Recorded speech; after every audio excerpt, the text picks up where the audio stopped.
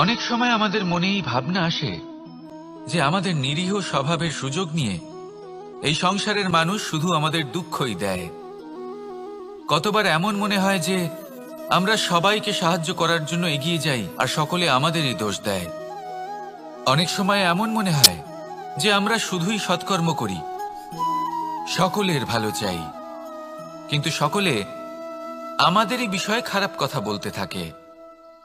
দুঃখ হয়, কিন্তু আমাদের এটা ভেবে দেখা উচিত যে মানুষ আম গাছের গায়ে পাথর ছোড়ে, শাল গাছের গায়ে পাথর কেন ছোড়ে না?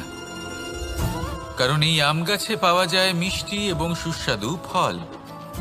অন্যদিকে শাল গাছ থেকে আমরা কি পাই? শুধুই কাঠ। তাই যদি আপনাকে কেউ কথা শোনায়, আপনাকে কোনো কিছুতে বাধ্য করার চেষ্টা করে, আপনার বিষয়ে অনুচিত কথা বলে, তাহলে নিশ্চয়ই আপনার মধ্যে এমন বিশেষ কিছু আছে যা তাদের মধ্যে নেই।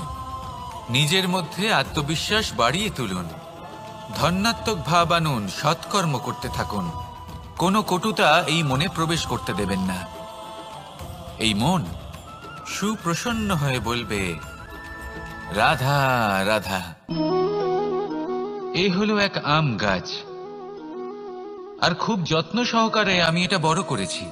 প্রথমে বীজ বপন করেছি, তারপর সিঞ্চন করেছি, তারপর এর থেকে অঙ্কুর বেরিয়েছে, তারপর দিন প্রতিদিন আমি এতে জল দিয়েছি। আস্তে আস্তে ওর পাতা বেরিয়েছে, তারপর ও একটা গাছের আকার ধারণ করেছে। এইভাবেই যদি প্রতিদিন আমি ওর দেখাশোনা করি, তাহলে নিশ্চিত রূপে এর শিকড় আরো দৃঢ় হবে এবং একটা বিশাল গাছের আকার ধারণ করবে, যার থেকে কিছু ডাল জন্ম নেবে, আর তাতে আমি পাবো কিছু মিষ্টি সুস্বাদু আম ফল। এবার আম তো সকলের প্রিয়, সকলের পছন্দের ফল, সকলে খেতে চান। কিন্তু আম পাওয়ার জন্য আগে আপনাকে সেই গাছের যত্ন নিতে হবে। যদি আপনি গাছ লাগিয়ে তারপর ভুলে যান, তাহলে সেই গাছের কি হবে? তার অস্তিত্বটাই মুছে যাবে, তাই না? আমাদের সম্পর্কগুলো কিছুটা এরকমই হয়। যদি সম্পর্ক জুড়ে আপনি ভুলে যান, তাহলে তার অস্তিত্বই মুছে যাবে। তাই শুধুই সম্পর্ক গড়বেন না, তাকে পালনও করুন। নিশ্চিত রূপে আপনার এই সম্পর্করূপী বৃক্ষের ডালে আনন্দের মিষ্টি সুস্বাদু আম ফল নিশ্চয়ই পাওয়া যাবে। তাহলে প্রত্যেক দিন প্রত্যেক সম্পর্ক পালন করুন, তার থেকে আনন্দ লাভ করুন।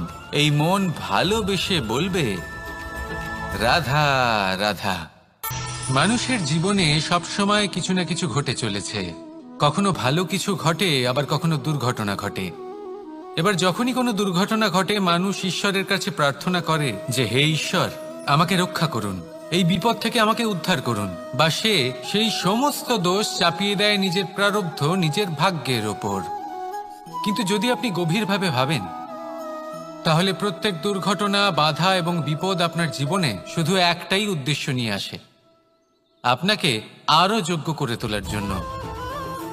যদি আপনাদের একটা উদাহরণ দিই, বর্ষার ঋতুতে যখন প্রচন্ড মাত্রায় বৃষ্টি পড়ে, ছাদ থেকে জল পড়তে থাকে, তখন আপনি নিশ্চিত করে নেন, স্থির করে নেন যে এবার আমি এই ছাদকে নতুন করে বানিয়ে তুলব, আরো শক্তিশালী বানিয়ে তুলব, আরো দৃঢ় বানাবো। আপনার জীবনে যখন কোনো অসুখ করে, তারপর আপনি জীবনে আরো সাবধানী হয়ে যান, আরো সতর্ক হয়ে যান, স্থির করে নেন যে এটা যেন দ্বিতীয়বার না হয়, ঠিক কিনা? এই বিপদ, এই দুর্ঘটনা, এই সংকট, এগুলো জীবনে আসবে আপনাকে আরো শ্রেষ্ঠ করে তোলার জন্য। এবার এটা আপনার ওপর। আপনি একে ভাগ্যের পরিহাস বলে মনে করবেন, নাকি ঈশ্বরের সংকেত মনে করবেন, যিনি আপনাকে আরো শ্রেষ্ঠ করে তুলতে চান? সিদ্ধান্ত আপনারই। আসুন আর আমার সাথে ভালোবেসে বলুন, রাধা রাধা।